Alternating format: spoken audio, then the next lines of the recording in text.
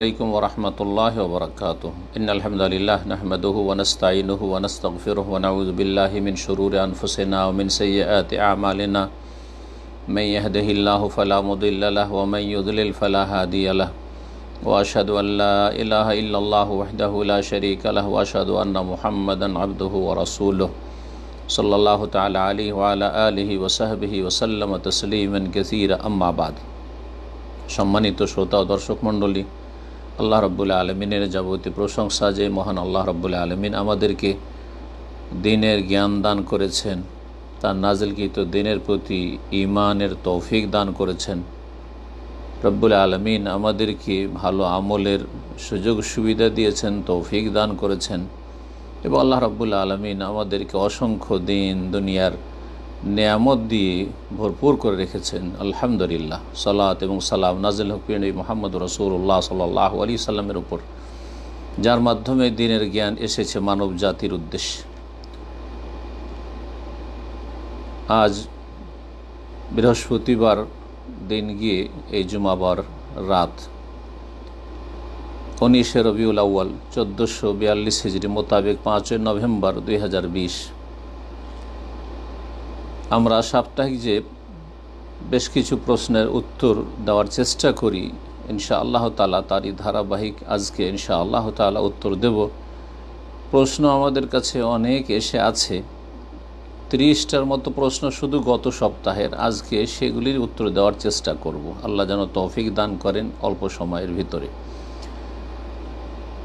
বাকি এ সপ্তাহের প্রশ্ন অনেকগুলি এসে আছে, সেগুলি আল্লাহ যদি তৌফিক দান করেন আগামী সপ্তাহে উত্তর দেওয়া সম্ভব হবে। এর জন্য প্রশ্ন করবেন গুরুত্বপূর্ণ প্রশ্ন, যে প্রশ্নগুলি সম্পর্ক আপনার মৌলিক আকিদার সাথে, দ্বীনি বিশ্বাসের সাথে, ঈমানিয়াতের সাথে, অথবা ইবাদত বন্দেগীর সাথে, আমলিয়াতের সাথে, আপনার আমলের জীবনে কাজে আসবে, করণীয় অথবা বর্জনীয়, অথবা আপনার আখলাক, চরিত্র, মামলাত, আদান প্রদানের ক্ষেত্রে হালাল হারাম, জায়েজ না জায়েজ, এসব বিষয়গুলি সম্পর্কে প্রশ্নের উত্তর দেওয়ার পূর্বে রাসূলুল্লাহ সাল্লাল্লাহু আলাইহি সাল্লামের একটি গুরুত্বপূর্ণ নসিহা, উপদেশ, যা আমি আমার জন্য, আপনাদের সকলের জন্য পেশ করব। একটি বাক্য শুধু, লম্বা হাদিসের, এহরিস আলা মা ইয়ানফাউকা। হে মুসলিম, হে আমার উম্মত, এহরিস মা আলা মা ইয়ানফাউকা, তোমার জন্য যা উপকারী তার জন্য উদ্গ্রীব হও, আগ্রহী হও, সচেষ্ট হও। অত্যন্ত গুরুত্বপূর্ণ কথা, যা আপনার কাজে আসবে, যা আপনার উপকারে আসবে, অপকার নেই। শুধু তাই নয়, আপনার তাতে উপকার আছে আর তার সাথে সাথে এমন কিছু না যাতে উপকার নেই অপকার নেই, এইরকমও না। এমন উপকার হইতে হবে যে যাতে আপনার উপকার থাকে, অপকার না থাকে, আর হয়তো অপকার ক্ষতি নেই কিন্তু লাভও নেই, এমনও যেন না হয়। অধিকাংশ মুসলিম ভাই বোনদের সময়গুলি কেটে যাচ্ছে এই রকম কাজে,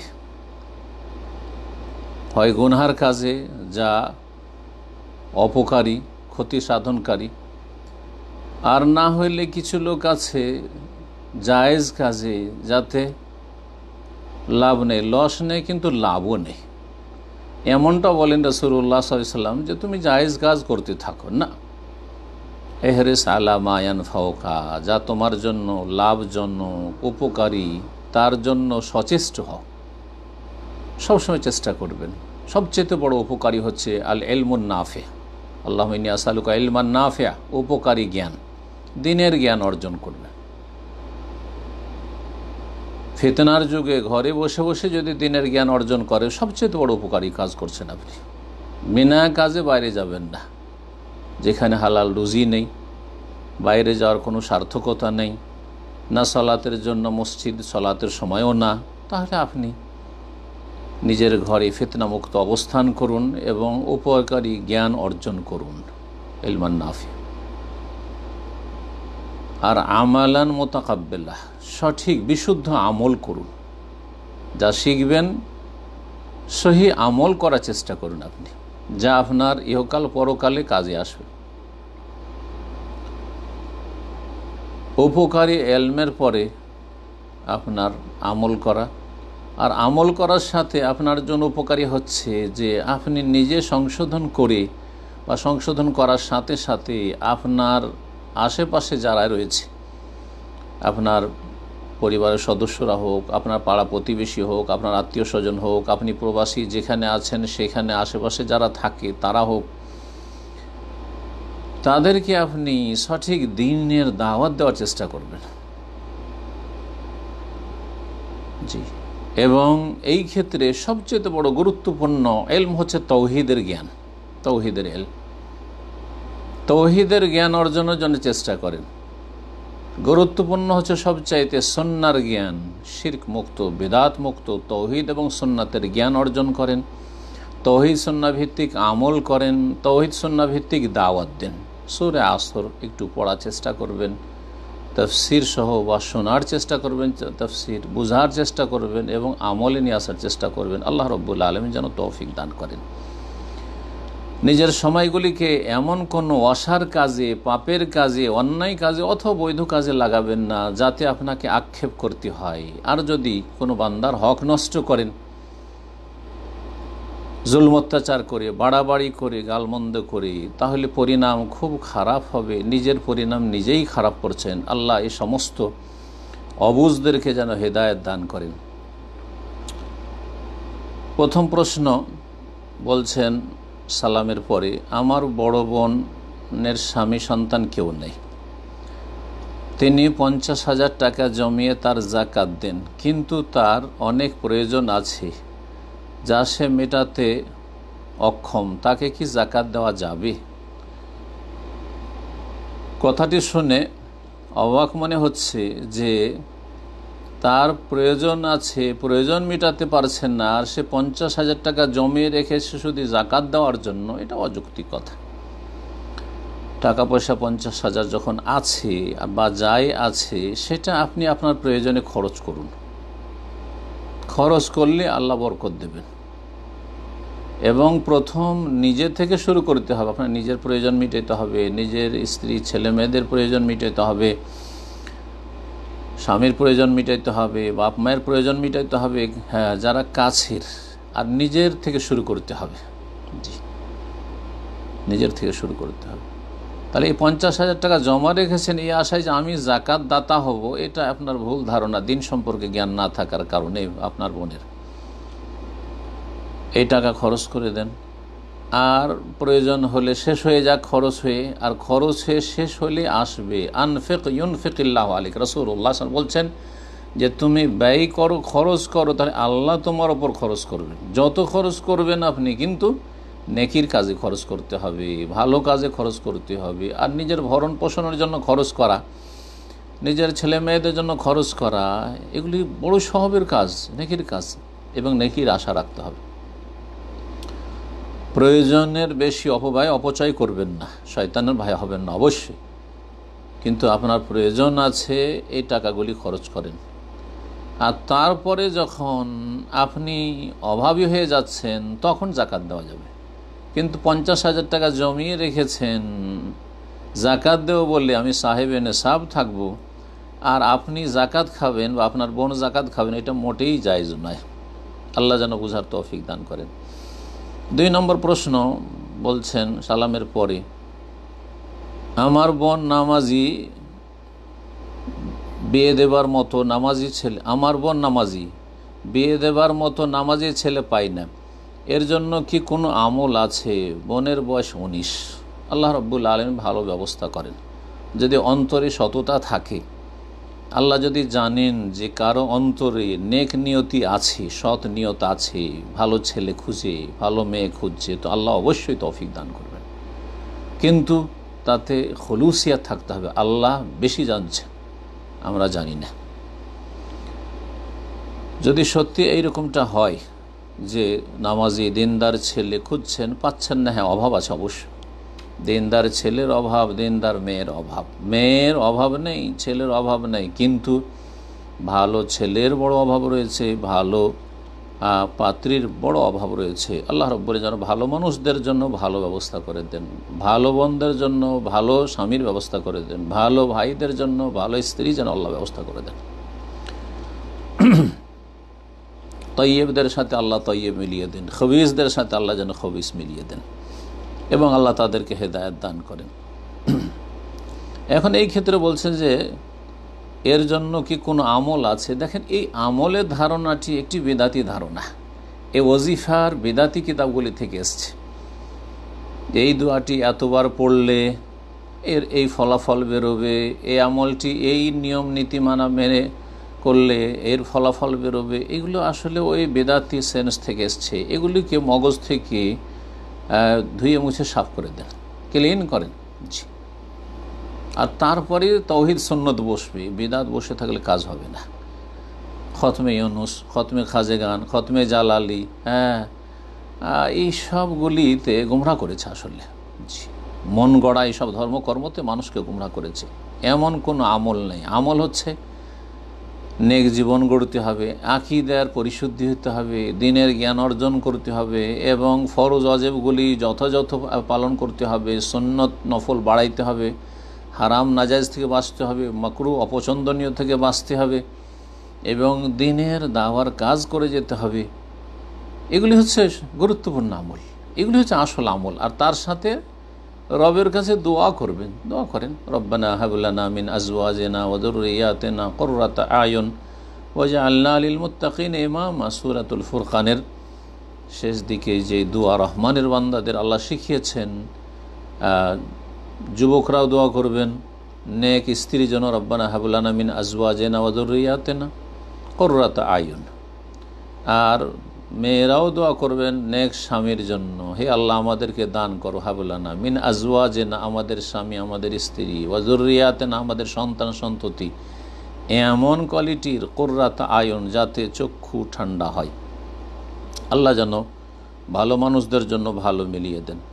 3 নম্বর প্রশ্ন, শেখ আমার নাম জাহেদ, আমি একজন ছাত্র। কিছুদিন আগে আমি শুনেছি 104খানা আসমানি কিতাবের হাদিসটি নাকি জাল। যেহেতু এটা আমাদের আরকানের সাথে সম্পৃক্ত, তাই একটু দয়া করে জানাবেন এই আসমানি কিতাবের সংখ্যা কত এবং এই হাদিস সহি কিনা। এই মর্মে যে হাদিসটি রয়েছে সেই হাদিস আবু যর রাদিয়াল্লাহু তাআলা আনহু থেকে বর্ণিত। হাদিস সহি নয়, হাদিস সহি নয়, হাদিস সহি নয়। সুতরাং এই সব বিশ্বাসের কোনো প্রয়োজন নেই। আকীদার সাথে সম্পর্কিত ঠিক আছে, কিন্তু আকীদা মানে এই নয় যে আপনাকে কত সংখ্যা বিশ্বাস করতে হবে। আপনাকে বিশ্বাস করতে হবে যে আল্লাহ রাব্বুল আলামিন যেমন কোরআনে কারীম নাযিল করেছেন, তেমন যুগে যুগে আরও বেশ কিছু কিতাব নাযিল করেছেন। তার মাত্র কয়েকটি কিতাবের কথা কোরআনে কারীম উল্লেখ করা হয়েছে। তা হচ্ছে তাওরাত, ইনজিল, জাবুর আর সোহফে ইব্রাহিম ও মুসা। সূরা আলাতে সোহফে ইব্রাহিমা ও মুসা, এই ইব্রাহিম আলাইহিস সালামের কিছু সহিফা আর মুসা আলাইহিস সালামের সহিফার কথা বলা হয়েছে। সেসব আসমানি কিতাবের ওপর সংক্ষিপ্ত ঈমান যথেষ্ট। আল্লাহর পক্ষ থেকে যা নাযিল হয়েছে বিশ্বাস করি, আর বিস্তারিত আপনাকে এক একটি বিধিবিধান বিশ্বাস করতে হবে এবং পালন করতে হবে। তা হচ্ছে আল কোরআনুল কারীম। সুতরাং কোরআনে কারীম চর্চা করেন এবং কোরআনে কারীমের তাফসীর, রাসূলুল্লাহ সাল্লাল্লাহু আলাইহি ওয়াসাল্লামের সুন্নাহ পড়েন, ইসলামিক বই পুস্তক চর্চা করেন। এই হচ্ছে আপনার দিনের কাজ। আল্লাহ যেন তৌফিক দান করেন। 4 নম্বর প্রশ্ন, বলছেন শেখ, একটি মহল প্রচার করে আপনি রাষ্ট্রীয়ভাবে দিন কায়েমের বিরোধী বা অস্বীকার করেন।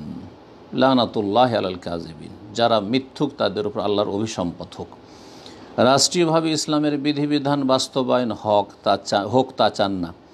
আপনার মতামত তাদের জানিয়ে দেন। খুব জানানো রয়েছে যথেষ্ট, কিন্তু ফি কুলুবিহিম মারাদ, তাদের অন্তরে রোগ রয়েছে। ফাজাদাহুমুল্লাহু মারাদা, তাদের রোগকে আল্লাহ বৃদ্ধি করে দেন। আল্লাহ রাব্বুল আলামিন বলছেন কোরআনে কারীমে, যাদের অন্তর কপট তাদের রোগকে আল্লাহ বৃদ্ধি করে তাদেরকে হেদায়েত আল্লাহ নসিব করেন না। তারপরেও দোয়া করি আল্লাহ সবাইকে যেন হেদায়েত দান করেন এবং এই গুমরাহির পথ থেকে আর খেয়াল খুশি দিন কায়েম করা থেকে ফিরে আসার তৌফিক দান করেন। জি, রাষ্ট্রীয়ভাবে দিন কায়েম করবে যে রাষ্ট্রীয় ক্ষমতায় রয়েছে। আচ্ছা বলুন তো, আপনি যে প্রশ্ন করেছেন, আপনার গ্রামে একটা চোর চুরি করলো, যদি আপনি হাত কেটে নেন তা আপনি অপরাধী না ভালো মানুষ? নাম্বার ওয়ান অপরাধী আপনি। জি, কিন্তু সরকার যদি হাত কাটে, হ্যাঁ তারপর ফরজ, সরকারের উপর হাত কাটা ফরজ চোরের। জি, দণ্ডবিধান কায়েম করা ফরজ মুসলিম সরকারের উপর, কিন্তু আপনার উপর ফরজ নয়। আপনার উপর যেটা ফরজ সেটা তো করতে পারেন না। ফজরের সালাত আপনাকে জামাতে গিয়ে পড়তে হবে, তার তো তৌফিক হয় না। মুখে দাঁড়িয়ে রাখা ওয়াজিব, তার তো তৌফিক হয় না। মুখে দাঁড়িয়ে রেখে মুখের ওপর দিন কায়েম করতে পারছেন না, টাকনোর ওপর দিন কায়েম করতে পারছেন না, টাকনোর ওপরে কাপড় উঠিয়ে কাপুরুষ মহিলাদের কাজ করছেন আপনি, আর দিন কায়েম করবেন আপনি গোটা দেশে, কোত্থেকে হবে? জি, আল্লাহ যেন বুঝার তৌফিক দান করেন। রাষ্ট্রীয়ভাবে দিন কায়েম করবে যাকে আল্লাহ রাষ্ট্রীয় ক্ষমতা দিয়েছেন। যদি আপনাকে আল্লাহ দেন, তখন আপনার উপর ফরজ হবে। বাকি কথা হলো আমাদের অন্তরে সততা থাকতে হবে, ইচ্ছা থাকতে হবে এবং দোয়া থাকতে হবে, এবং যারা রাষ্ট্রীয়ভাবে দিনের বিধিবিধান প্রতিষ্ঠা করবে তাদের সাথে আমাদেরকে থাকতে হবে, তাদের বিরোধী হইলে হবে না, এবং তাদের হাতকে মজবুত করতে হবে, তাদের আনুগত্য করতে হবে এবং তাদের সার্বিক সহযোগিতা করতে হবে এই মর্মে। আর আমার কাজ হচ্ছে উপকারী এলেম শেখা, উপকারী আমল করা আর দিনের দাওয়াত দেওয়া। আল্লাহ যেন বোঝার তৌফিক দান করেন। আমার আলোচনাগুলি শুনবেন, আর যথেষ্ট আলোচনা, তাগুতের ওপর আলোচনা আমার যত আছে, জি, মানবরচিত বিধানের উপর আলোচনা আছে। এই যারা কথিত দিন কায়েমকারী, যারা মওদুদিবাদীতে বিশ্বাসী, মওদুদিবাদে বিশ্বাসী, তাদের এই রকমের আলোচনা নেই যে আলোচনা আমার রয়েছে। আল্লাহ যেন বোঝার তৌফিক দান করেন। কিন্তু মানুষকে এরা চরমপন্থী বানিয়ে দিচ্ছে, এরা খারেজি বানিয়ে দিচ্ছে। আল্লাহ রাব্বুল আলামিন সব খাওয়াজের পথ থেকে মুসলিমদেরকে ফিরে আসার এবং নিরাপদ থাকার তৌফিক দান করেন। 5 নম্বর প্রশ্ন, হানাফি মেয়েদের বিয়ে করা আহলে হাদিসদের জন্য জায়েজ আছে কি? রাজশাহী বাংলাদেশ থেকে জিজ্ঞাসা করেছেন। জি, হানাফি মেয়েরা মুসলিম নয়? অবশ্যই মুসলিম। সুতরাং আহলে হাদিস হোক আর শাফি হোক আর মালিক হোক হাম্বলি হোক, সবার জন্য যায়। মুসলিম যে কোনো নারীকে বিয়ে করতে পারবেন, অমুসলিম কাফেরকে বিয়ে করতে পারবেন না, যদিও আহলে কিতাব বিষয়টি ভিন্ন। মুশরিকদেরকে বিয়ে করতে পারবেন না, নাস্তিককে বিয়ে করতে পারবেন না। আর হানাফি, শাফি, মালিকি, হাম্বলিকে আহলে হাদিস আপনি হইলেও মেয়ে দিতে পারবেন, যদি আপনার পছন্দ হয় দিতে পারবেন। তবে এই কথিত হানাফি নয়, সঠিক হানাফি হইতে হবে। সেটা হচ্ছে যে মজহাবের নামে অন্ধ গোঁড়ামি যেন না থাকে। কোরআন এবং হাদিসের কথা পেশ হলে হাদিসের সামনে মজহাবের ফতোয়া পেশ করবে, কোনো আলেমের উক্তি পেশ করে মত পেশ করবে, তারা হানাফি নয়, আসলে তারা নকল হানাফি, জাল হানাফি। জি, এসব গোঁড়ামি থেকে মুক্ত থাকবেন। সুতরাং যে কোনো মুসলিমের ঘরে আপনি বিয়ে করতে পারবেন, কোনো অসুবিধা নেই। আপনার কথাটি ওই রকমই, যেমন হানাফি ফতোয়ার কিতাবে রয়েছে যে হানাফি পুরুষ শাফি মেয়েকে বিয়ে করতে পারবে, কিন্তু শাফি ছেলেকে হানাফি মেয়ে দিতে পারবে না। তানজিল আল্লাহ মানজিলাত আহলিল কিতাব, যেমন আহলি কিতাব মেয়ে বিয়ে করা যায়, আউযু বিল্লাহ। এই মজহাবি গোঁড়ামি এমন তুঙ্গে এক শ্রেণীর গুমরাহদের কাছে যে তারা এই রকমের কথা বলতেও আল্লাহকে ভয় করেনি। জি, 6 নম্বর প্রশ্ন, লম্বা প্রশ্ন করেছেন একজন নিউ মুসলিম। আমি 5 বছর আগে থেকে বাড়িতে শনি পূজা দিতাম, মানে হিন্দু অবস্থায়। ইসলাম গ্রহণের 1 সপ্তাহ পরে আমাকে শনি পূজা দিতে বলে।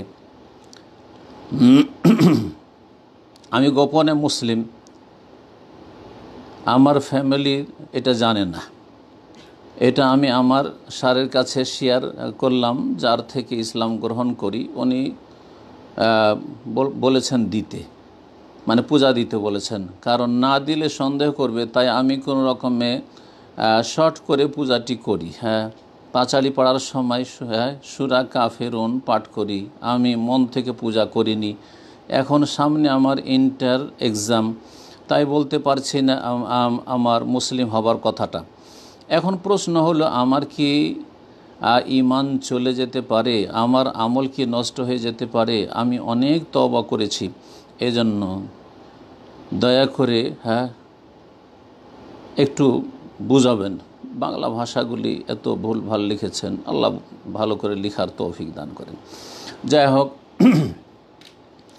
নিউ মুসলিম ইসলাম গ্রহণ করেছেন আর লুকিয়ে রেখেছেন, পড়াশোনা করছেন, সেই জন্য এটা আপনার বাধ্যতা নয় যে আপনি পড়াশোনা চালিয়ে যাওয়ার জন্য ইসলামকে গোপন রাখবেন আর বাপ মায়ের বাড়িতেই সংসারে থাকবেন, আর যখন তারা একটু চাপ দেবে তখন পূজা করে নেবেন। না না, নিরুপায় বলা হয় যেখানে জান বাঁচবে না। জান বাঁচাবার জন্য আপনি যদি পূজা করে নেন তো আল্লাহ মাফ করবেন, কিন্তু শুধু ওদের বাড়িতে থাকার জন্য আর ইসলামটাকে গোপন রেখে তাদের কাছ থেকে খরচ খরচা পড়াশোনা নেওয়ার জন্য আপনি শনি পূজা দিয়ে দেবেন না, এটা শিরক, বড় শিরক করে ফেলেছেন। যাই হোক, তোবা যদি অন্তর থেকে করে থাকেন আল্লাহ মাফ করবেন ইনশাআল্লাহ, সমস্ত ইন্নাল্লাহ ইয়াগফিরু যুনুবা জামিয়া। কিন্তু আপনার যে স্যার বলছেন সে জাহেল, না হলে আপনাকে এভাবে বিভ্রান্ত করতো না। জি, সে দিন সম্পর্কে জ্ঞান রাখে না, তৌহিদ সম্পর্কে জ্ঞান রাখে না। আল্লাহ সবাইকে যেন সঠিক বিষয়টি তৌহিদ বুঝার তৌফিক দান করে এবং শিরক থেকে বেঁচে থাকার তৌফিক দান করেন। আপনার এই রকম পড়াটা জরুরি নয়, বরং সেখান থেকে সরে যাওয়াটা জরুরি। আপনি যে আপনার অমুসলিম ফ্যামিলির সাথে থাকছেন, তো 5 ওয়াক্ত সালাত তো মোটেই পড়তে পারছেন না, কি করে পড়বেন আপনি? রাতের অন্ধকারে আপনি পড়বেন? জায়েজই নয় যে সারা দিনের সালাত আপনি রাতের অন্ধকারে পড়বেন, এইভাবে জায়েজই নয়। আপনি পুরুষ মানুষ হলে আপনাকে মসজিদে গিয়ে জামাত করতে হবে, পড়তে হবে, এবং মুসলিম সমাজে বসবাস করতে হবে। যে কোনো সময় শয়তান সুযোগ নিতে পারে, আপনাকে মুরতাদ বানিয়ে দিতে পারে। মানুষ শয়তান, জিন শয়তান লেগে আছে, সুতরাং এইভাবে আপনার থাকাটা মোটেই জায়েজ নয়। আল্লাহ আপনার জন্য রাস্তা সহজ করে দেন, রিজিকের রাস্তাকে প্রশস্ত করে দেন, আপনার ঈমানি ইয়াকিন আল্লাহর উপর আস্থা ভরসা মজবুত করে দেন, এবং আপনার লেখাপড়ারও আল্লাহ ভালো ব্যবস্থা করেন। কিন্তু তার আগে আপনার দিনের হেফাজতের আল্লাহ তৌফিক দান করেন। 7 নম্বর প্রশ্ন, বেদাতীদের মৃত্যুতে তাদের জন্য জান্নাতের দোয়া করা যাবে কি? কেন করা যাবে না? যদি শুধু বেদাতি হয়, এমন বেদাত নয় যে বড় কুফরি, বড় শিরক করে দিচ্ছে, অর্থাৎ মাজারে সেজদা করে না, আর কবর মাজার পূজা করে না, নবীকে আলিমুল গায়েব হাজির নাজির বলে না, বড় শিরকে যারা লিপ্ত রয়েছে, বেরেলবি তারা বড় শিরকে লিপ্ত রয়েছে, অথবা রাফিজি শিয়া যারা বড় শির কুফরিতে, ইয়া আলী ইয়া হুসেন বড় শির কুফরি করেছে, তাদের জন্য দোয়া করা যাবে না। আর বাকি কথা হলো যারা বিভিন্ন বেদাতে জড়িয়ে আছে, কিন্তু সেই বেদাতগুলি গুনহার কাজ, গুমরাহি, মিলাদের বেদাত, অথবা আপনার নিয়ত পড়ার বেদাত, শবে বরাতের বেদাত, কোরআন খানি বক্সানোর বেদাত, এইসব বেদাত গুনহার কাজ, সম্মিলিত মোনাজাতের বেদাত, এতে মানুষ মুসলিম থাকে কিন্তু গুনাহগার হয়, গুমরা কিন্তু মুসলিম, গুমরা মুসলিম, তাদের জন্য দোয়া করা যাবে। যেমন মুসলিম সমাজের যারা চোর ডাকাত মারা গেছে তাদের জন্য দোয়া করা যাবে, যারা সুদ খায় ঘুষ খায় তাদের জন্য দোয়া করা যাবে, ঠিক ওই রকমই। জি, মুসলিম যে কোনো মুসলিমের জন্য দোয়া করা যাবে ইনশাআল্লাহ। জি, তারপরে বলছেন যে কিন্তু সালাফেরা অনেকে বেদাতীদের মৃত্যুতে খুশি হতেন। সালাফগণ বেদাতীদের মৃত্যুতে খুশি হতেন। বেদাতি কোন ধরনের বেদাতি, এটা দেখার বিষয় রয়েছে। আর তারপরে খুশি হওয়ার বিষয়টি এর পূর্বেও বলেছি, সেটা মনের বিষয়, অন্তরের বিষয়। কিন্তু খুশি আপনাকে সোশ্যাল মিডিয়াতে প্রকাশ করতে হবে, আর আপনার খুশির কথাটা ওই বেদাতীদের ঘরে ঘরে গিয়ে জানিয়ে দিতে হবে, আর তারপরে ফিতনা ফাসাদ সৃষ্টি করতে হবে, আর মানুষের সাথে শত্রুতা খরিদ করে নিতে হবে। এগুলি বাড়াবাড়ি, গোমরাহি। আল্লাহ যেন বুঝার তৌফিক দান করেন, মধ্যম পন্থা অবলম্বনের তৌফিক দান করেন। 8 নম্বর প্রশ্ন বলছেন, এক নারী যার ইচ্ছা ছিল একজন আলেমের স্ত্রী হবেন, কিন্তু পিতামাতা তাকে জোর করে তার অসম্মতিতে বিয়ে দিয়েই একজন জেনারেল শিক্ষিত লোকের সাথে। সেই স্বামী নাকি ঠিক মতো নামাজ পড়ে না। জি, জেনারেল শিক্ষিত হওয়াটা অত বড় দোষ ছিল না, কিন্তু সে নামাজ পড়ে না, এটা অনেক বড় দোষ। বেনামাজির সাথে সংসার করা মোটেই জায়েজ নয়। বেনামাজি মেয়েকে নিয়েও সংসার করা জায়েজ নাই, বেনামাজি স্বামীর সাথেও সংসার করা জায়েজ নয়। আর যেহেতু তার পরিবারও দিনদার না, সেভাবে পর্দাও করতে পারেন না, এবং শাশুড়ি নাকি তেমন সুবিধার না, শাশুড়ির সাথে আপনার বনছে না, আপনার সম্পর্ক ভালো থাকছে না, বা সে আপনাকে কষ্ট দিচ্ছে, সেগুলি বরদাস্ত করে নেওয়া যেতে পারে। কিন্তু বেনামাজি কি যে বড় কুফরিতে লিপ্ত রয়েছে, তাকে বরদাস্ত করা যায় না শরীয়তে, মনে রাখবেন। আবার এরই মাঝে ফেসবুকে কথিত একজন আলেমের সাথে তার পরিচয় হয়। সে আলেম নাকি ওই নারীকে আলেমা বানাবে এবং বিয়ে করবে। এখন সে মহিলা কি করবে? আউযুবিল্লাহ, সে আলেম না, সে জালেম। যে আলেম আপনি একজনের বিবাহ বন্ধনে আছেন, আর তার কাছ থেকে তালাক হবে, ইদ্যত পার হবে, তারপরে আপনাকে প্রস্তাব দিতে পারবে, কি করে সে আপনাকে আগে থেকে টোপ দিচ্ছে যে তুমি যদি সেখান থেকে চলে আসো তো তোমাকে আলেমা বানাবো। সে তো নিজেই জালেম, তো আপনাকে কি করে আলেমা বানাবো? আপনাকেও জালেমা বানাবে। আল্লাহ যেন এইরকম অসৎ মুসলিম সমাজের আলেম নামক জালেমদের অনিষ্ট থেকে সবার হেফাজত করেন। এখন সে মহিলা কি করবে? এই মহিলা, এই জালেম, যে আলেম নামক জালেম, তার প্রতারণায় এবং তার ফাঁদে পড়বে না, তার অনিষ্ট থেকে আল্লাহ রক্ষা করেন।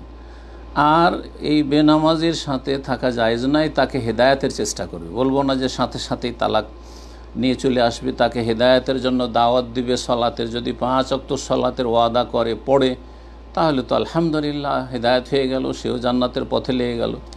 আর যদি সে 5 ওয়াক্ত সলাত কায়েম না করে বা তাতে প্রস্তুত না হয়, তাহলে তার কাছ থেকে আল্লাহর ভরসা করে বিদায় নিয়ে নেবে। আল্লাহ ভালো ব্যবস্থা করবেন ইনশাআল্লাহ। 9 নম্বর প্রশ্ন। প্রিয় শেখ, আমার প্রশ্ন হচ্ছে, কবরের সকল প্রশ্নের সঠিক উত্তর দিতে হলে আমাদের আকীদা কেমন বিশুদ্ধ হইতে হবে এবং আমাদের কোন কাজগুলো পরিহার করতে হবে? মাশাআল্লাহ, কবরের সঠিক উত্তর দিতে চান, তাহলে আপনার আকীদাতে যেন শিরক না থাকে, আর আপনি বেদাতি কর্মকাণ্ডে যেন জড়িত না থাকেন। শিরক এবং বেদাত মুক্ত হবেন। কবরে প্রশ্নগুলি যদি উত্তর দিতে চান, তো ফরজ ওয়াজিবাতগুলির হেফাজত, 5 ওয়াক্ত সলাতে যেন কোনো ঘাটতি না খায়। ফজর সলাত জামাতে গিয়ে পড়বেন। যে ফজর পড়ে তাকে অন্য কোনো সলাতের কথা বলতে হবে না। জাকাত যদি ফরজ হয়ে থাকে, জাকাত ঠিকভাবে আদায় করে দেবেন। রমজান মাসে সিয়ামগুলি ঠিকভাবে আপনি পালন করবেন। বাইতুল্লাহর হজ যদি ফরজ হয়ে থাকে, একবার তাড়াতাড়ি হজ করে নেবেন। কাবিরা গুনাহ থেকে বেঁচে থাকবেন, সাগিরা গুনাহ থেকেও যথাসাধ্য বাঁচার চেষ্টা করবেন। ইনশাআল্লাহ তাআলা কবরের এই প্রশ্নের উত্তর দেওয়া আপনার জন্য সহজ হয়ে যাবে। 10 নম্বর প্রশ্ন করেছেন, আসসালামু আলাইকুম। ওয়ালাইকুম আসসালাম ওয়া রাহমাতুল্লাহ। উস্তাদ কেমন আছে? আলহামদুলিল্লাহ। আরবিতে একটি হাদিস লিখেছেন, যে হাদিস সে কালা রাসূলুল্লাহ সাল্লাল্লাহু আলাইহি ওয়াসাল্লাম বলছেন, রাআইতু রাব্বি ফি আহসানি সূরা, আমি আমার প্রতিপালককে অত্যন্ত সুন্দর আকৃতিতে দেখেছি। তারপরে তাতে রয়েছে ফিমা ইয়াখতাসিমুল মালাউল আলা, যারা আল্লাহ রাব্বুল আলামিনের নিকটবর্তী মালায়েকা ফেরেশতা আল মালাউল আলা, তারা কি নিয়ে বাকবিতণ্ডা আপোষে আলাপ আলোচনা করে। ফাকুলতু আনতা আলামু ইয়া রাব্বি, হে আল্লাহ তুমি বেশি জানো। রাসূল বললেন, কালা ফাওয়াদা কাফাহু বাইনা কাতিফাইয়া, তখন আল্লাহ রাব্বুল তার হাতটা আমার পিঠের উপর রেখে দিলেন বা কাঁধের উপর রেখে দিলেন। ফাওয়াজাতু বারাদাহা বাইনা সাদি, কাঁধের ওপর রাখলেন। তখন এই আল্লাহ রাব্বুল আলামিনের হাত যে ঠান্ডা, সেটা আমার বক্ষের ওপর আমি অনুভব করলাম। ফাআলিমতু মা ফিস সামাওয়াতি ওয়াল আরদ, তখন আকাশ সমূহ এবং জমিনে, পৃথিবীতে যা কিছু আছে আমি জানতে পারলাম। আর তারপরে সূরা আনামের আয়াত নম্বর 75, ওয়া কাযালিকা নূরি ইব্রাহিম মালাকুতাস সামাওয়াতি ওয়াল আরদি লিয়াকুনা মিনাল মুকিনিন, এই আয়াত পাঠ করলেন। এই হাদিসটি সম্পর্কে বলছেন যে সুনানে দারমি শুধু নয়, মুসনাদ আহমদও রয়েছে। এই হাদিসের ব্যাখ্যা জানতে চাই। এই হাদিসের তরজমাতি আশা করি ব্যাখ্যা বুঝতে পেরেছেন। এখন এই হাদিস সম্পর্কে প্রথম কথা হচ্ছে যে এই হাদিস সহিহ না জয়ীফ। অধিকাংশ আইম্মায়ে কেরামদের নিকটে এই হাদিস সহিহ নয়, জয়ীফ। যারা সহিহ বলেছেন তাদের একজন হচ্ছেন আল্লামা আলবানী সিলসিলা সহিহা 3169 নম্বর হাদিসে তিনি হাদিসটিকে সহিহ বলেছেন।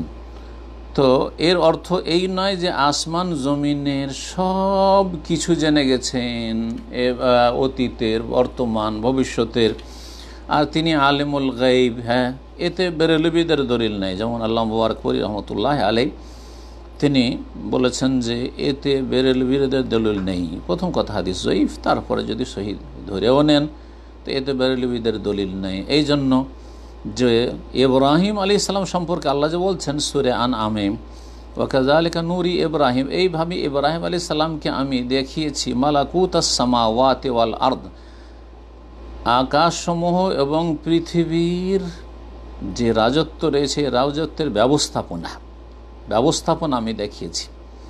তো ব্যবস্থাপনা দেখিয়েছেন ইব্রাহিম আলাইহিস সালামকে, তাহলে কি সব কিছু দেখিয়ে দিয়েছেন এটা বোঝানো হয়েছে? না, কখনো এটা বোঝানো হয়নি।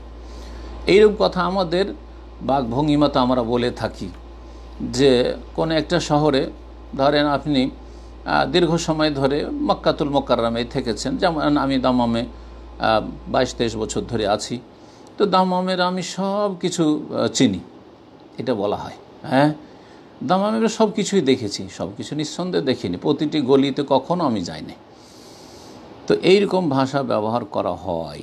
জি, তো ঠিক ওই রকমই এখানে বলা হয়েছে। কোরআনে কারীমের আয়াত ইব্রাহিম আলাইহিস সালাম সম্পর্কে বলা হয়েছে, আর এখানে রাসূলুল্লাহ সাল্লাল্লাহু আলাইহি ওয়াসাল্লাম সম্পর্কে বলা হয়েছে। এই জন্য এই হাদিসের ভাষ্যে আইম্মায়ে কেরামগণ, ভাষ্যকারগণ বলেছেন ফাআলিমতু মা ফিস সামাওয়াতি ওয়াল আরদ মিন আজাইবিহা বা আজাইমিহা, আকাশ জমিনের যে বিস্ময়কর বিষয়গুলি রয়েছে, আল্লাহর যে আশ্চর্যজনক সৃষ্টি রয়েছে, যেসব আল্লাহর সৃষ্টি দেখলে মানুষ অবাক হয়ে যাবে যে আল্লাহ রাব্বুল আলামিনের এই কারখানাতে কত কি রয়েছে, এই সব বিষয়গুলিকে বোঝানো হয়েছে। যেমন সিদরাতুল মুনতাহা, যেমন আল বাইতুল মামুর, যেমন জমিনের এমন এমন বিস্ময়কর বিষয়গুলি রয়েছে যেগুলি সাধারণ মানুষ দেখে নাই, যান্ত্রিক সভ্যতার যুগেও হয়তো সেগুলি উপলব্ধি করেনি বা দেখেনি। তো এইভাবে এই হাদিসের অর্থ করতে হবে। আল্লাহু তাআলা আলাম। 11 নম্বর প্রশ্ন, মেয়েদের ঘন ঘন সাদা স্রাব বের হলে এক্ষেত্রে তাদের করণীয় কী? ওযু করতে গিয়ে যদি সন্দেহ হয় বায়ু বের হলো কি না, তাহলে করণীয় কী? মাশাআল্লাহ, দুটো প্রশ্ন করে ফেলেছেন 2 লাইনে। ঘন ঘন সাদা স্রাব যদি হয়, সাদা স্রাব নাপাক নয় সঠিক মতে, তবে সাদা স্রাব নির্গত হলে যেহেতু আপনার এই দুটো রাস্তার যে কোনো এক রাস্তা দিয়ে যদি কোনো কিছু বেরোয় সেটাতে উযু নষ্ট হয়ে যায়, সুতরাং তাতে উযু ভঙ্গ হয়ে যাবে। আর এই রকম সলাতের ভিতরেও যদি আসতে থাকে তাহলে সেই ক্ষেত্রে সে মাজুর। প্রতিটি সলাতের জন্য উযু করবে, যেমন ইস্তেহাজার ক্ষেত্রে প্রতি সলাতের জন্য উযু করবে, আর উযু করে নেওয়ার পরে সলাত শুরু করে দিবে। সলাতের ভিতরে যদি সাদা স্রাব নির্গত হয় কোনো অসুবিধা নেই, ইনশাআল্লাহ সলাত কন্টিনিউ করবে। বায়ু সম্পর্কে জিজ্ঞাসা করেছেন, কারো যদি সন্দেহ হয় যে বায়ু নির্গত হলো কি না, সন্দেহের প্রতি ভ্রুক্ষেপ করবে যতক্ষণ পর্যন্ত নিশ্চিত না হবে যে আসলই বেরোলো। যখন তার সন্দেহটাকে অতিরিক্ত সন্দেহ বলা হয়, 50-50টাকে সন্দেহ বলা হবে, তার কম, কিন্তু আপনার বেশিরভাগ ধারণা হচ্ছে যে না বায়ু নির্গত হয়েছে, তাহলে ধরে নেবেন যে হ্যাঁ বায়ু নির্গত হয়েছে। শয়তান অনেককে অশ্বাসা দেয়, কিছু কিছু মানুষের বেশি অশ্বাসা হয়ে থাকে। যদি আপনি অশ্বাসার রোগে ভোগেন তাহলে এর ভ্রুক্ষেপ করবেন না, আর না হলে আপনি যদি দেখেন যে না আমার জান্নে গালিব, মানে আমার বেশিরভাগ এইরকম মনে হচ্ছে যে আমার কিছু নির্গত হয়েছে, মানে বায়ু নির্গত হয়েছে, তাহলে আপনি সালাত ছেড়ে দেবেন। জি, লায়ান সারিফ হাত্তা ইয়াসমা সাউতান আও ইয়াজিদা রিহান, যতক্ষণ নিশ্চিত না হবে সে আওয়াজ শোনার মাধ্যমে অথবা দুর্গন্ধ পাওয়ার মাধ্যমে, মানে নিশ্চিত হওয়ার মাধ্যমে, এই কথাই বোঝানো হয়েছে নবী সাল্লাল্লাহু আলাইহি ওয়াসাল্লামের এই হাদিসে। 12 নম্বর প্রশ্ন, আসসালামু আলাইকুম। ওয়ালাইকুম আসসালাম। আমি মালয়েশিয়ায় থাকি, আমাদের কোম্পানিতে বসেরা নামাজের ইমামতি করে। কোম্পানির একটা ব্যাজ কার্ড আছে যাতে নিজের ছবি আছে, তা নিয়ে ইমামতি করে এবং টাকনোর নিচে কাপড় থাকে। বস মানুষ হিসাবে কিছু বলতে পারি না, এখন ওনার পিছনে নামাজ হবে কি না, আর ওনার পিছনে নামাজ পড়ব কি না। জি, দুটি বিষয় এখানে। একটা রয়েছে যে টাকনার নিচে কাপড় পরে, এটা হারাম এবং জাহান্নামে যাওয়ার কাজ। আল্লাহ হেদায়েত দান করেন।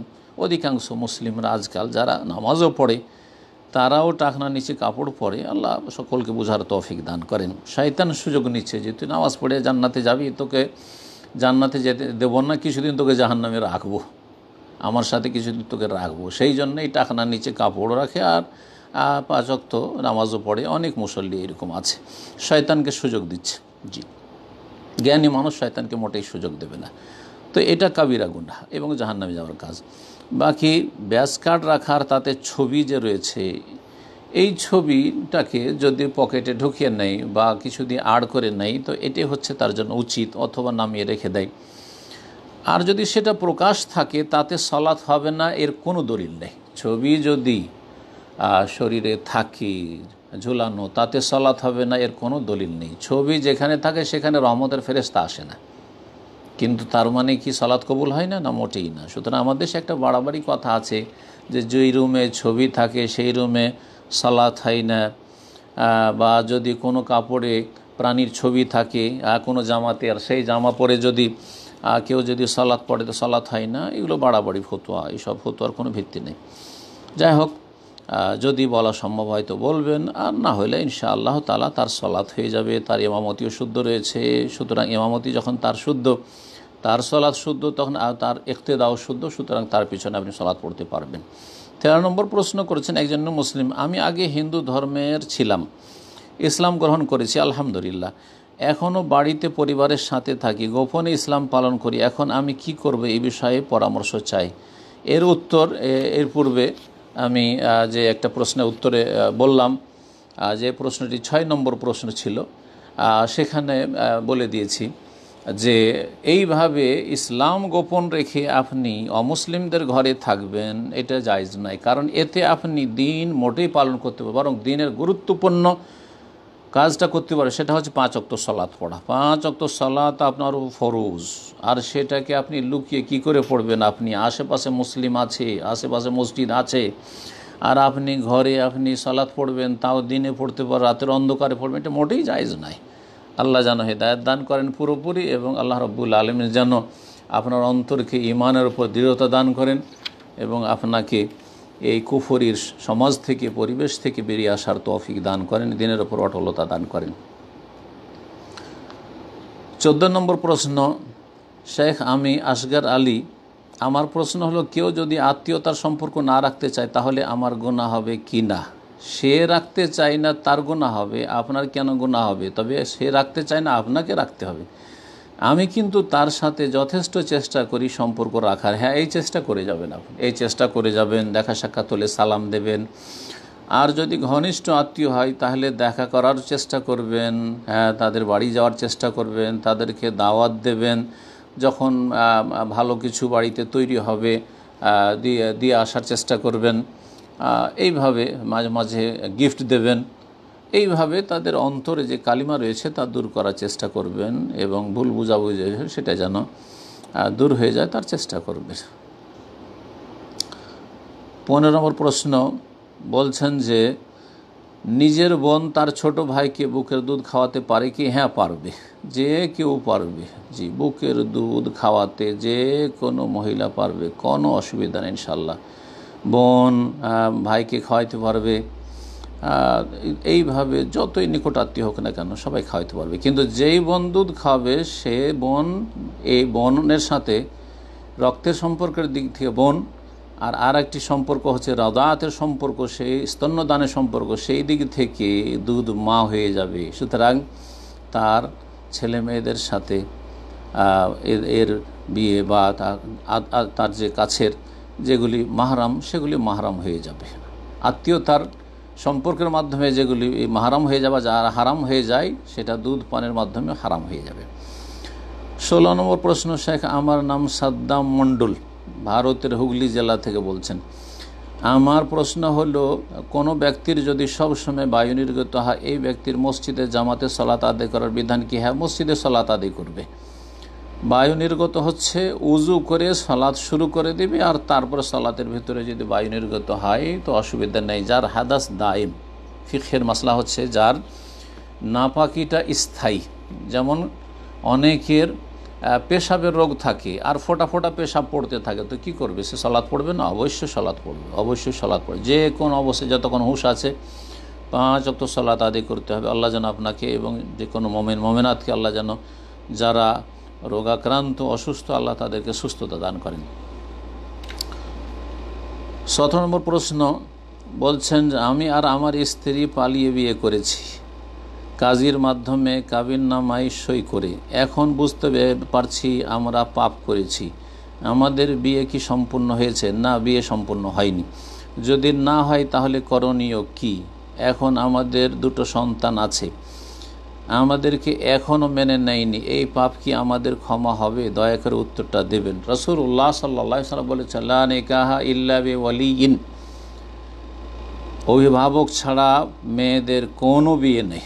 মেয়েরা সাবালিকা হোক, নাবালিকা হোক, বিবাহিতা হোক, তালাকপ্রাপ্তা হোক, বিধবা হোক, কুমারী হোক, অকুমারী হোক, লা নিকাহা ইল্লা বিওয়ালিয়িন, আইয়ুমা ইমরাতিন নাকাহাত নাফসাহা বিগাইরি ইজনি ওয়ালিয়্যিহা ফানিকাহুহা বাতিলুন বাতিলুন বাতিলুন, যে কোনো মহিলা যদি ওলি অভিভাবকের বিনা অনুমতিতে, আর বাপ থাকে অন্য কেউ অভিভাবক না, অভিভাবকের বিনা অনুমতিতে বিয়ে বসে, তাহলে তার নিকাহ বাতিল বাতিল বাতিল, 3 বার করে রাসূলুল্লাহ সাল্লাল্লাহু আলাইহি ওয়াসাল্লাম বলেছেন। সুতরাং আপনাদের এই বিয়ে হয় নাই। এখন আপনাদের করণীয় হচ্ছে মেয়ের বাবা বেঁচে থাকলে তাকে রাজি করবে, যেইভাবে ওখানে কেন রাজি করার চেষ্টা করবে, যথাসাধ্য চেষ্টা করবে, যে কোনো ওসিলা দিয়ে, মাকে দিয়ে হোক, আর কোনো আত্মীয় স্বজন চাচাদেরকে দিয়ে হোক, মামাদেরকে দিয়ে হোক, যে হয়ে গেছে যখন। আর যদি না হয় তো বিচ্ছিন্ন হইতে হবে। 2 সন্তান কেন, 10টা সন্তান হয়ে গেল, এইভাবে বিয়ে জায়েজ নয়, হারাম জীবনযাপন করছেন। আল্লাহ যেন হেদায়েত দান করেন আপনাদেরকে এবং আপনাদেরকে পাপমুক্ত হওয়ার তৌফিক দান করেন। 18 নম্বর প্রশ্ন, আমার নাম ফায়েজ আব্দুল আলিম শেখ, আমার একটা জিজ্ঞাসা, আমি বেতনের চাকরি করি, বেতনের টাকা থেকে কিছু টাকা ব্যাংকে জমা করছি, জমানো এই টাকা থেকে কি যাকাত আসবে? হ্যাঁ, যা আপনি জমাচ্ছেন সেটা যদি জমা থাকে 1 বছর ধরে, তাহলে প্রথম 1000 রিয়াল, যারা সৌদি আরবে আছেন আর সৌদি আরবের সাথে হিসাব করে নেবে, 1000 রিয়াল মোটামুটি বাংলাদেশের টাকায় 20,000 টাকা বা 22,000 টাকা। যার কাছে 20-22 হাজার টাকা আছে গোটা বছর ধরে বাংলাদেশি টাকার, 1000 রিয়াল আছে, তার ওপর জাকাত ফরজ। প্রথম যেদিন আপনার 1000 রিয়াল বা বাংলাদেশের 20,000 টাকা হয়েছে, সেই দিন থেকে শুরু করে 1 বছর যখন হয়ে যাবে, তখন প্রতি বছর জাকাত দিয়ে যাবেন। জাকাতের সম্পর্ক রমজানের সাথে নেই, যদিও অধিকাংশ লোক রমজানে দিয়ে থাকেন মোবারক সময় বলে, কিন্তু এই ধারণা রাখা ভুল। বরং যখন 1 বছর বয়স হবে আপনার টাকার, তখন আপনার জাকাত ফরজ হবে, প্রতি বছর জাকাত দিয়ে যাবেন যা আপনার বেঁচে আছে টাকা তাতে। 19 নম্বর প্রশ্ন বলছেন যে, আমার প্রশ্ন, মানুষ অজ্ঞতাবশত আল্লাহ 99টি নামের নাম রাখলে অন্যরা সেই নাম ধরে ডাকবার বিধান কি? যারা জানে আর যারা জানে না, জানে উভয়ের উপর কি এই হুকুম লাগবে? জাযাকাল্লাহু খাইরান, বারাকাল্লাহু ফিক। 99 নামের যে কোনো নামে নাম রেখেছেন, সেই নাম দিয়ে ধরে ডাকার বিধান কি? ডাকছে অন্য লোকেরা, দোষ তো আপনি করেছেন, সুতরাং প্রথম আপনি নিজের সংশোধন করেন, আপনি নিজের নাম পরিবর্তন করেন। রাসূলুল্লাহ খারাপ নাম ভালো নামে পরিবর্তন করে দিতেন, আর বিভিন্ন দিক থেকে খারাপ, অর্থের দিক থেকে খারাপ হইতে পারে, সেটাই যদি পরিবর্তন করে দিতেন, তাহলে যেটা আল্লাহর নাম সেটা কোনো মানুষের সৃষ্টি রাখা হারাম। তো আপনি নিজের নাম রহমান রাখবেন, অথবা আব্দুর রহমান রেখেছেন আর রহমান বলে ডাকবেন, হারাম এইভাবে ডাকা। আব্দুল খালেক নাম আর খালেক ভাই বলবেন, রাজ্জাক ভাই বলবেন, হারাম, জাহেলদের কথা এগুলো। তো নাম এইরকম রাখবেন না, আর রেখে থাকেন তো নাম পরিবর্তন করুন। আপনি পরিবর্তন করলে গ্রামের লোকেরা, আশেপাশের লোকেরা, তারাও তাদের ভাষা পরিবর্তন করে দেবে, ডাকা পরিবর্তন করে দেবে। নিজে ঠিক হন, সবাই ঠিক হয়ে যাবে। জি, আল্লাহ রব্বুল যেন সকলকে সংশোধনের তৌফিক দান করেন। 20 নম্বর প্রশ্ন, প্রিয় শেখ, আসসালামু আলাইকুম, আল্লাহ সুবহানাহু ওয়া তাআলা আপনাকে নেক হায়াত দান করুন, আমিন। আমার প্রশ্ন হলো, আমরা জানি হাদিসে আছে ঘরে প্রাণীর ছবি থাকলে রহমতের ফেরেশতা প্রবেশ করে না। জি, কিন্তু বাচ্চাদের মাদ্রাসার পড়ার বইয়ের প্রচ্ছদে প্রাণীর ছবি আঁকা থাকে এই অবস্থায় আমাদের করণীয় কি? মিজানুর রহমান। বাচ্চাদের বইয়ে রয়েছে, সেগুলি তো খোলা নেই, কোনো জায়গায় ঝোলানো নেই, টেবিলে সাজানো নেই, বইয়ের ভিতরে আছে, কোনো অসুবিধা নেই। তারপরে এই ছবিগুলি নিয়ে বড় ইখতলাফ রয়েছে। অনেক ওলামায়ে কেরামরা বলছেন, যেমন শেখ হোসেন রহমতুল্লাহ, যে এগুলি ছবি না, ছবি যেগুলি প্রতিমূর্তির আকারে বা যাতে হাত দিয়ে কাজ করা হয়েছে সেগুলি ছবি, আর এই সব ছবি নয়। আর সেটা যদি ধৈর্যও নিই ছবি, অন্য ওলামারা যেমন বলছেন, তাহলে সেটা যদি ঢাকা থাকে, বইয়ের ভিতরে থাকে, তো কোনো অসুবিধা নেই। আর সেখানে রহমতের ফেরেশতা আসতে বাধা নেই ইনশাআল্লাহ। স্বামী স্ত্রীর ছবি ঝুলিয়ে রাখবেন আপনি দেয়ালে অথবা টেবিলে সাজিয়ে রাখবেন, এগুলি হারাম। বাপ মায়ের ছবি ঝুলিয়ে রেখেছেন দেয়ালে, এইসব রাখবেন না। 21 নম্বর প্রশ্ন। আসসালামু আলাইকুম। ওয়ালাইকুম আসসালাম রহমতুল্লাহ। প্রসাব করার পরে ঢিলা কুলুক আগে নিতে হবে নাকি পানি আগে নিতে হবে? এই ঢিলা কুলুক আর পানি একসাথে নিতে হবে, এর কোনো দলিল নেই, একটিও দলিল নেই। যে একটি হাদিস পেশ করা হয় কোবাবাসী সম্পর্কে, হাদিস সহি নাই। তাহলে রাসূলুল্লাহ সাল্লাল্লাহু আলাইহি ওয়াসাল্লামের আমল যা হাদিস দ্বারা প্রমাণিত, সহি হাদিস দ্বারা, তা হচ্ছে যদি পানি পর্যাপ্ত থেকেছে তো পানি ব্যবহার করেছেন, এবং পানি দিয়ে পবিত্রতা অর্জন করা, পেশাব পায়খানা সাফ করা, এটা হচ্ছে সবচেয়ে উত্তম। আর যদি পানির স্বল্পতা থাকে তাহলে ঢিলা কুলুক, পাথর, টিস্যু ব্যবহার করবেন। আর ঢিলা কুলুক ব্যবহারের সাথে আবার তাতে আপনি পানিও ব্যবহার করবেন, এটা ঠিক না, এটা এই প্রয়োজন নেই, এটার কোনো প্রয়োজন নেই। বরং এটি আকরাবিল আল বিদাতের কাছাকাছি। যদি মনে করেন যে এটাই সুন্নত, তো এটা বিদাতের আকার ধারণ করবে। আর তার সাথে তারপরে হাঁচিয়ে দেওয়া, কাশি দেওয়া, আর তারপরে 40 কদম হাঁটা, এগুলো বেদাতীদের কাজ আর বেয়াদবদের কাজ। আল্লাহ যেন এইসব থেকে মুসলিমদেরকে বেঁচে থাকার তৌফিক দান করেন। 22 নম্বর প্রশ্ন। শেখ, আমি জানি যে ইসলামে স্থায়ীভাবে জন্ম নিয়ন্ত্রণ করা হারাম, কিন্তু চিকিৎসা বিজ্ঞান বলছে প্রথম সন্তান হওয়ার সময় সিজার করা হলে সেই নারী 3টির বেশি আর একটি সন্তানও নিতে পারবে না। এখন প্রশ্ন হলো, যারা প্রথম সন্তান নেওয়ার সময় শারীরিক কোনো জটিলতা ছাড়াই এমনি সিজার করার মাধ্যমে বাচ্চা নেই, তাহলে তো তারা পরোক্ষভাবে স্থায়ীভাবে জন্ম নিয়ন্ত্রণের পদ্ধতি গ্রহণ করলো, তাহলে কি তাদের এই সিজার করা হারাম হবে না? জি, স্বেচ্ছায় কেন সিজার করবে? নিরুপায় হলে যে সিজার ছাড়া বাচ্চা প্রসব হচ্ছে না, তখনই সিজারে যাবে। সিজার কেন করবে? তাতে সব দিক থেকে ক্ষতি রয়েছে, সব দিক থেকে ক্ষতি রয়েছে। আল্লাহ যেন বোঝার তৌফিক দান করেন। আর তারপরে 3টি বাচ্চার পরে নেওয়া যাবে না, এমন কথাও সত্য নয়, এমন কথাও সত্য নয়। যদিও অনেকের ক্ষেত্রে ঝুঁকি থাকে, কিন্তু ঝুঁকির কথা শুধু মৌখিক বললে হবে না। আমি এমন ফ্যামিলিকে চিনি, একাধিক ফ্যামিলি, যাদের 5টা বরং 6 নম্বর বাচ্চা হয়েছে, আর 6টাই সিজারে, 5টাই সিজারে। দাম্মামে 5টি সিজার রয়েছে, আর সৌদি আরবে আবহাতে 6টি সিজার রয়েছে। আমাদের খুব পরিচিত আর ঘনিষ্ঠ মানুষ, তাদের সংসার রয়েছে, আলহামদুলিল্লাহ, তারা সুস্থ রয়েছেন। আল্লাহ যেন সবাইকে সুস্থ রাখেন, এবং এইসব বোনদেরকে যারা বেশি বেশি বাচ্চা নেওয়ার চেষ্টা করে, তাদেরকে আল্লাহ যেন আরও বেশি সুস্থ রাখেন। আর যারা জন্ম নিয়ন্ত্রণ করে আর মনে করে যে 2টো নিলেই তো খাওয়াইতে পারবো না, শুধু জন্মে দিলেই হবে, আল্লাহ তাদেরকে যেন হেদায়েত দান করেন। এবং তারা নিজেদের ক্ষতি করছে, তাদের রেজিকের রাস্তাকে তারাই সংকুচিত করছে। কারণ যত বেশি নিজের হাতে রিজিক নেবে, তত বেশি আল্লাহ রিজিক কেড়ে নেবেন, এটা সত্য, এতে কোনো সন্দেহ নেই। 23 নম্বর প্রশ্ন। আমি বাংলাদেশ থেকে বলছি, আপনি আমার অনেক পছন্দের একজন মানুষ, জাযাকাল্লাহু খাইরান। দোয়া করি যেন আল্লাহ আপনার হায়াত লম্বা করে দিক। শুধু হায়াত লম্বা করে দিক এই দোয়াটা কিন্তু যথেষ্ট না, নেক হায়াত লম্বা করুক, এই দোয়া করবেন। জি, হায়াত লম্বা করে। আর যদি মানুষ ইমানের অবস্থায় না থাকে তো গুনাহ তো আরও বাড়ছে, ভুল পথে থাকে তো গুনাহ আরও বাড়ছে। হায়াত লম্বা করে দিক, কিন্তু যদি অসুস্থ হয়ে থাকে, শয্যাশায়ী থাকে, তাহলে তো কষ্টের জীবন, অশান্তিতে থাকে তো কষ্টের জীবন, যত বাঁচবে তত কষ্ট। সুতরাং আল্লাহ আপনার হায়াত দারাজ করুক, এই দোয়া যে অনেকে করেন, না না, আপনার হায়াতটা নেক কাজে দারাজ করুক, বা নেক হায়াত দারাজ করুক। আল্লাহ রব্বুল আলামিন আপনার নেক হায়াত লম্বা করুক, এই রকম দোয়া দেবেন যাদেরকে আপনি সত্যি অন্তর থেকে ভালোবাসেন এবং যারা ভালো মানুষ আপনার কাছে। আমার প্রশ্নটা হচ্ছে, আপনি বাংলাদেশে আসেন না কেন? বাংলাদেশের লক্ষ কোটি মানুষ আপনাকে ভালোবাসে, দয়া করে উত্তরটা জানাবেন। আল্লাহ রব্বুল আলামিন যেন তৌফিক দান করেন।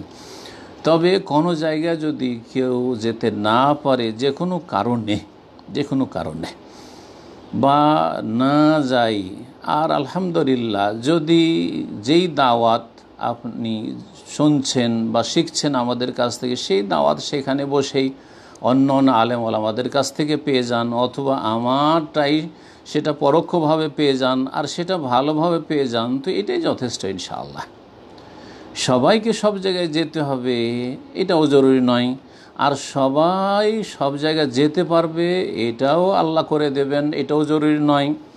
জি, আর সবাই সব জায়গায় যেতে অনুমতি পাবে এটাও সম্ভব নয়। আল্লাহ রাব্বুল আলামিন যেন দিনের কাজ সব জায়গায় সহজ করে দেন এবং বাতিলদের রাস্তাকে আল্লাহ সংকুচিত করে দেন।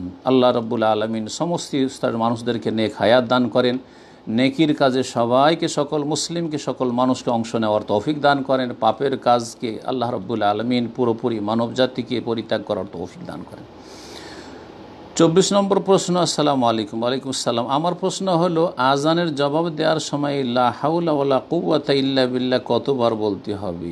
যতবার হাইয়া আলাস সালাহ, হাইয়া আলাল ফালাহ, হাইয়া আলাস হাইয়া আল ফালাহ দুইবার লা হাওলা ওয়ালা কুওয়াতা ইল্লা বিল্লাহ বলবেন। হাইয়া আলাল ফালাহ, হাইয়া আল ফালাহ দুইবার, আবার লা হাওলা ওয়ালা কুওয়াতা ইল্লা বিল্লাহ বলবেন। যেহেতু সলাতের জন্য ডাকছে বা সার্বিক সফলতার জন্য আপনাকে ডাকছে মুয়াজ্জিন, আপনি বলবেন লা হাওলা ওয়ালা কুওয়াতা ইল্লা বিল্লাহ, আমি চেষ্টায় আছি, তবে আল্লাহ যদি শক্তি সামর্থ্য না দেন তো আমার দ্বারা সম্ভব নয়, আল্লাহ যেন আমাকে তৌফিক দান করে। লা হাওলা ওয়ালা কুওয়াতা ইল্লা বিল্লাহ, আপনি নিজের ক্ষমতাকে আল্লাহ রাব্বুল আলামিনের ওপর সুপুর্দ করে দিচ্ছেন বা ন্যস্ত করে দিচ্ছেন, আল্লাহ এর বদলতে তৌফিক দেবেন ইনশাআল্লাহ। 25 নম্বর প্রশ্ন। আসসালামু আলাইকুম। আমার আপার কাছে নগদ 8 লাখ টাকা ইসলামী ব্যাংকে রেখে লভ্যাংশ দিয়ে জামাইয়ের সংসার চলে।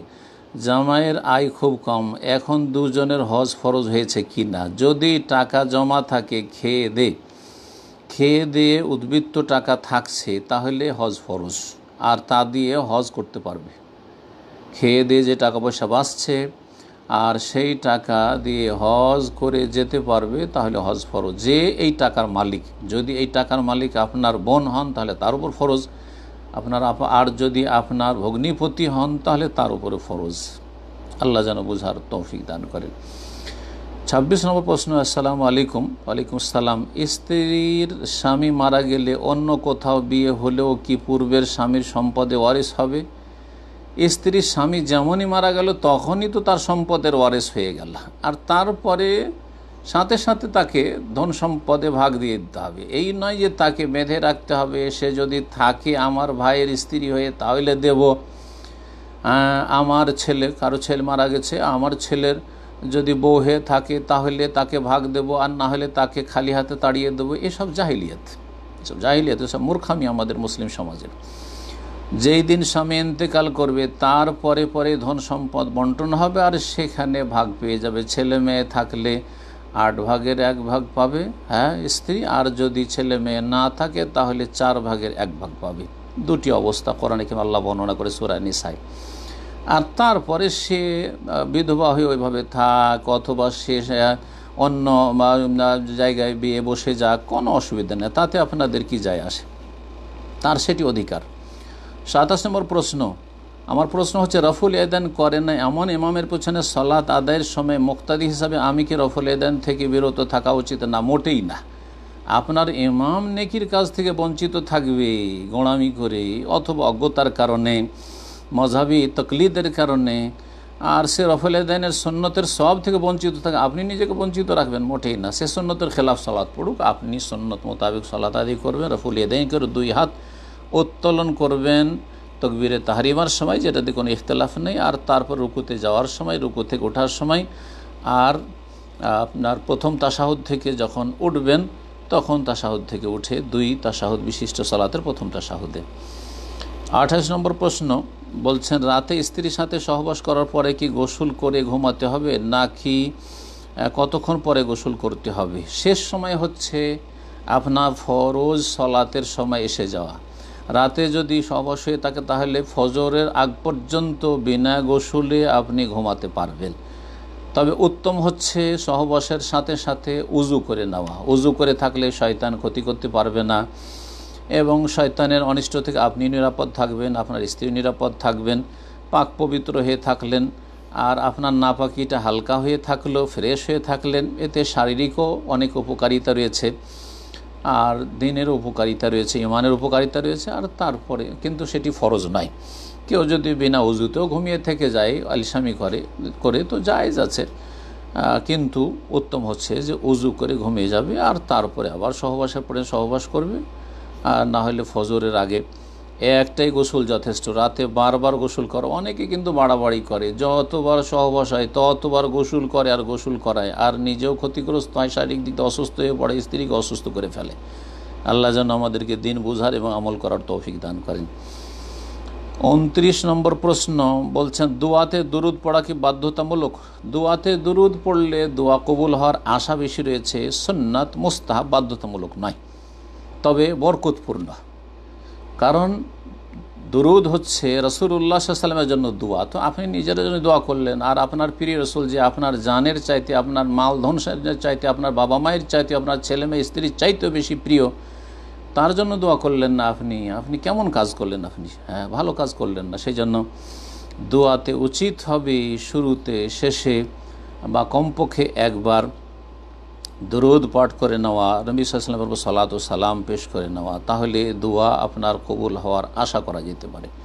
30 নম্বর প্রশ্ন, আর এই দিয়ে শেষ করছি আজকের প্রশ্ন উত্তর পর্ব। তা হচ্ছে, বলছেন শেখ, সেজদাতে বাংলায় আল্লাহর কাছে কিছু চাওয়া যাবে? হ্যাঁ, চাওয়া যেতে পারে, যদি আপনি আরবিতে সুন্দর করে চাইতে না জানেন তাহলে জায়েজ রয়েছে। সেটা কিছু ওলামারা বলছেন সেটা সুন্নত নফলে, ফরজের নয়, সুন্নত নফলের সাথে খাস রাখেন, কিন্তু এরও কোনো দলিল নেই। যদি এই জন্য বলা হয়েছে যে ফরজ সালাত তো আপনি সংক্ষেপে পড়ছেন, সেখানে 3 বার, 5 বার, 7 বার, 9 বার এইভাবে আপনি তসবিহ পড়েন, এবং বিভিন্ন তসবিহগুলো রয়েছে, লম্বা বড় তসবিহ রয়েছে, সেগুলি পড়েন। আর আপনি ফরজ সালাতে অল্প সময় থাকবেন, সুবহান রাব্বিয়াল আলা, সুবহান রাব্বিয়াল, সুবহান রাব্বিয়াল আলা, তারপরে বাংলায় দোয়া করা শুরু করবেন। ওর চাইতে ভালো সুবহানাকা আল্লাহুম্মা রাব্বানা ওয়া বিহামদিকা আল্লাহুম্মা ইগফিরলি পড়েন, রব্বানা আতিনা ফিদ দুনিয়া হাসানা ওয়া ফিল আখিরাতি হাসানা ওয়া কিনা আযাবান নার পড়েন। এই পড়ে দোয়া করেন, তেলাওয়াত না, এটি দোয়া। তো দোয়া কোরআনি দোয়া করা যেতে পারে, হাদিসের দোয়া করা যেতে পারে।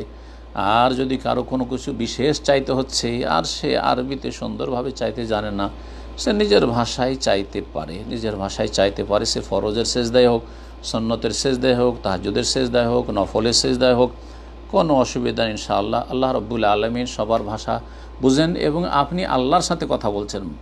সলাতের ভিতরে যেটা হারাম, যাতে সলাৎ ভঙ্গ হয়ে যায়, সেটা হচ্ছে মানুষের সাথে কথা বলে, সেটা আরবিতে হইল। আরবিতেও যদি আপনি কোনো ব্যক্তিকে সম্বোধন করে বলেন যে কাইফাল হাল, কেমন আছেন, আসসালামু আলাইকুম, সালাত অবস্থায় যদি বলেন আসসালামু আলাইকুম, কাউকে যদি সালাম দিয়ে দেন তো সালাত নষ্ট হয়ে যাবে, কারণ সেটা আল্লাহর সাথে কথা বললেন না, মানুষের সাথে কথা বললেন।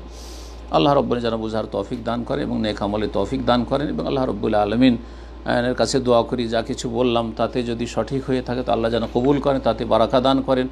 আর যদি অনিচ্ছাকৃত কোনো ভুল হয়ে থাকে তো সেটা আমার পক্ষ থেকে, শয়তানের পক্ষ থেকে, আল্লাহ যেন আমাকে মাফ করে দেন এবং আমাকে সংশোধন করার তৌফিক দান করেন, এবং সমস্ত ভাই বোনদেরকে এই ভুল থেকে সংশোধন করার এবং সংশোধন হয়ে যাওয়ার তৌফিক দান করেন। সুবহান রাব্বিকা রব্বিল ইজ্জাতি আম্মা ইয়াসিফুন ওয়া সালামুন আলাল মুরসালিন ওয়ালহামদুলিল্লাহি রাব্বিল আলামিন।